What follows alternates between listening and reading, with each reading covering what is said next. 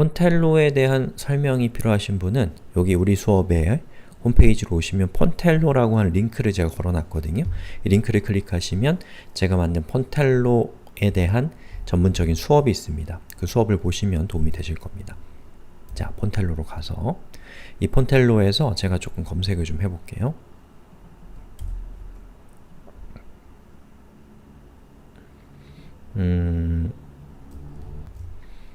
자, 여기에서 제가 검색을 해서 핸드로 한번 검색해 보니까 이렇게 손바닥을 펴고 닫는 게 있네요. 자, 요것과 그리고 링크의 경우에는 링크로 검색을 해볼게요. 그랬더니 링크를 가리키는 여러가지 아이콘들이 있는데 그 중에 저는 요거를 선택하겠습니다. 그럼 저는 총 3개의 아이콘을 선택한 상태거든요. 이 3개의 아이콘을 선택한 상태에서 다운로드 웹 폰트를 클릭하면 폰텔로가 3개의 웹 폰트를 포함한 파일을 다운로드를 시켜줍니다. 자, 그럼 요거를 압축을 풀어보면은 이렇게 압축이 풀려져 있고 여기에 폰트라는 디렉토리 안에 웹 폰트들이 이렇게 우리가 선택한 웹 폰트들만 딱 모아놓은 파일들이 이렇게 위치하고 있습니다. 그리고 demo.html이란 파일 열어보시면 우리가 선택한 3개의 아이콘들이 이렇게 나오고요. 자, 이 아이콘에서 여러분들이 원하는 아이콘을 선택하셔서 사용을 하면 됩니다. 자, 그럼 우리 한번 해보죠. 저는 우선 이 웹페이지에 있는 모든 링크들에게 앞에다가 링크 아이콘을 주고 싶습니다. 사슬 아이콘. 자, 그러면 여기에서 .3의 밑에 있는 모든 A에 대해서 우리가 링크를 주면 되는데 저는 요 A에 B4라고 하는 모조 클래스, 가상 클래스를 둬서 A 태그 앞에다가 어떤 문자를 일단 넣을 겁니다. 자, 그때 사용하는 게 컨텐트죠. 자, 여기에서 제가 이렇게 하면 보시는 것처럼 이 A 태그 앞에 컨텐트, 즉 이렇게 생긴 컨텐트가 자동으로 생성이 돼요. 자동이라기보다는 CSS를 통해서 우리가 컨텐츠를 만들어낼 수 있는 기능입니다. 자, 여기에다가 뭐를 할 거냐면 우리가 다운로드 받은 그 폰텔로의 코드 중에서 링크에 해당되는 코드는 요겁니다. 그 중에 앞에 있는 0x는 빼고 2800이라고 하는 값을 카피한 다음에 여기 있는 요거 대신에 역슬래시는 엔터와 딜리트 사이에 있는 겁니다. 그리고 이렇게 2800이라고 하게 되면 아마도 네모나게 표현이 될 거예요. 예, 그리고 깜빡했네요. 우리가 폰텔로를 사용하기 위해서는 여러분이 다운받은 파일 있죠? 다운받은 이 폰텔로의 파일을 카피하셔서 지금 작업하고 있는 예제의 디렉토리로 붙여넣기 하고요. 그리고 이 폰텔로란 이름으로 되어 있는 부분을 저는 수정해서 우리가 지금 하고 있는 건 트리죠? 트리 언더바 폰텔로라고 하는 디렉토리를 만들었습니다. 됐죠? 그리고 이 디렉토리 안에 있는 CSS 중에서 폰텔로.css라는 파일을 여러분이 뭘 해야 되냐면 링크를 걸어야 됩니다. 해보죠. 자, 여기에다가 현재 저는 트리 언더바 폰텔로 밑에 있는 CSS의 폰텔로.css를 웹페이지로 가져올 거예요. 링크 href에다가 트리 폰텔로 밑에 있는 css 밑에 있는 폰텔로.css 라고 하는 파일을 이렇게 링크를 걸어야지만 여러분이 폰텔로의 폰트를 사용할 수가 있게 됩니다. 그리고 폰텔로가 알려주는 각각의 아이콘의 코드 값, 여기 있는 요 값이죠. 요 값을 여러분이 웹페이지에 포함하고 그리고 각각의 그 코드 값에 대해서 폰트 family를 폰텔로라고 이렇게 주게 되면은 여러분이 이렇게 열어보면 보시는 것처럼 링크, 모든 링크 앞에 이렇게 그것이 링크라는 것을 알려줄 수 있는 아이콘이 생성되는 것을 볼 수가 있습니다.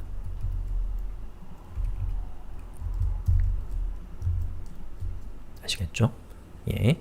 자, before를 통해서 그 아이콘에 해당되는 원하는 아이콘의 그 문자 값을 여러분이 컨텐트라는 속성으로 주입해주고 그리고 그 문자에 대해서 폰트 패밀리를 폰텔로라고 하는 폰트로 지정해주면 폰텔로의 폰트에서 여기 있는 이 문자에 해당되는 미리 디자인되어 있는 그 웹폰트가 적용이 되면서 이런 모양이 되는 것이죠. 자, 그리고 여러분이 트리에 있는 모든 레이블에 대해서 역시나 컨텐트 값을 주는데 그 값은 요걸 참조하셔야 돼요. 여기에서 기본적으로 닫혀있다 라는 것의 의미인 요거를 역슬래시 뒤에다가 주고 그리고 요 문자가 폰트가 폰텔로라는 것을 이렇게 표시를 하는 거죠. 어째 안 돼서 제가 한번 열어보니까 아이고 before를 빠뜨렸네요. 자, before를 추가하고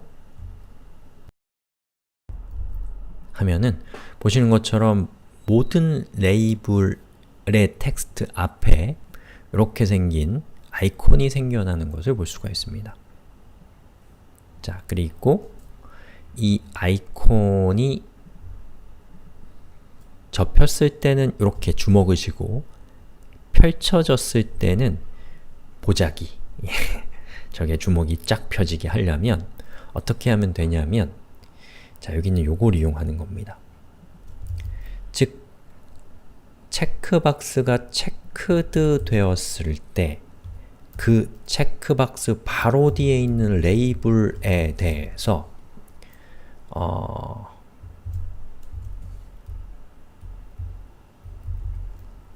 컨텐트를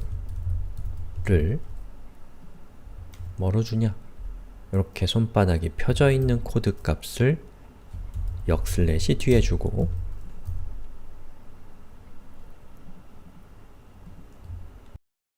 그리고 그것의 폰트 패밀리를 폰텔로로 줍니다. 안 돼서 보니까 또 제가 before를 빠뜨렸네요. 자, 이렇게 하면 보시는 것처럼 어라 거꾸로 됐네요. 그죠? 예, 닫혀있을 때가 주목.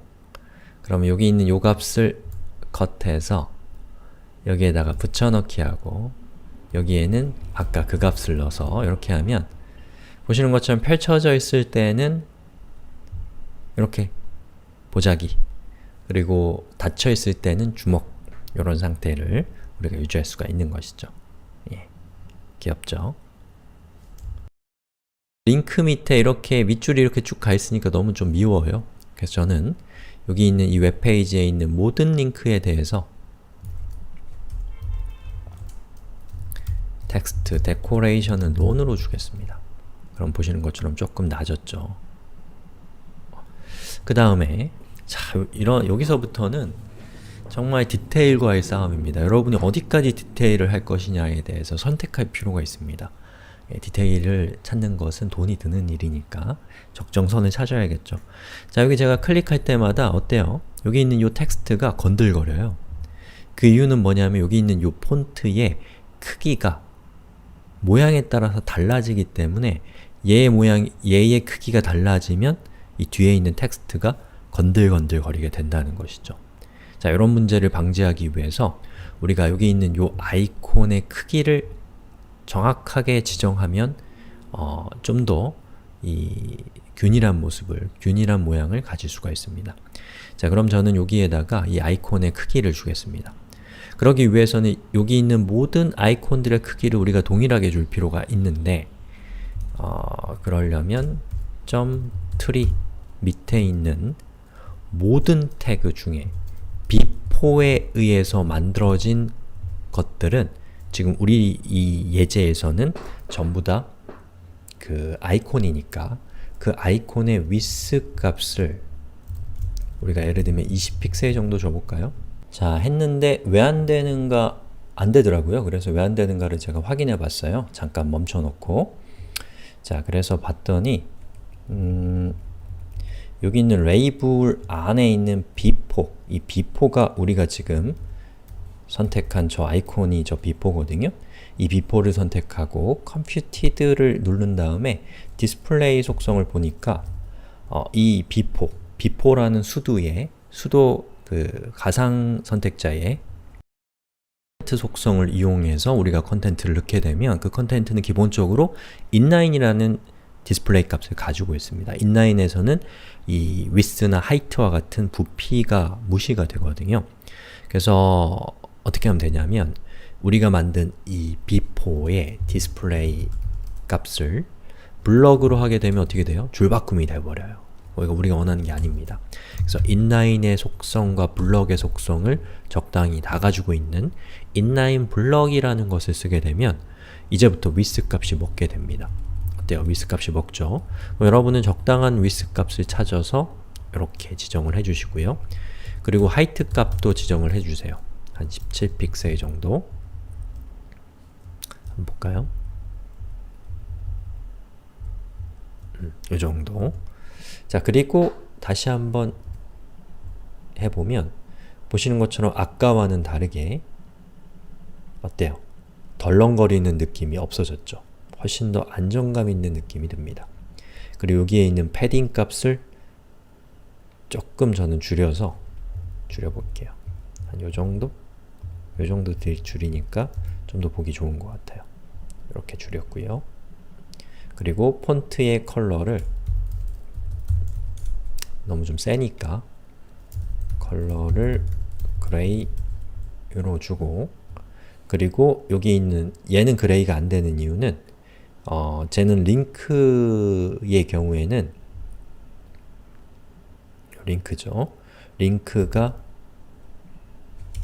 링크도 컬러를 우리가 그레이로 직접 줘야 됩니다. 자, 그럼 이런 모습이 되죠.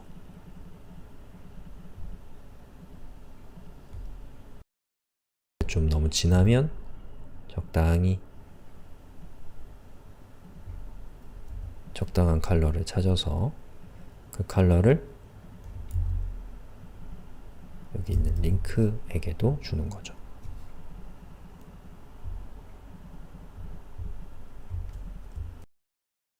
여기 있는 각각의 노드, 이 노드도 얘가 클릭이 가능하다라는 것을 우리가 사용자에게 알려주기 위해서는 저 노드에 해당되는 태그가 뭔가요? 레이블이죠.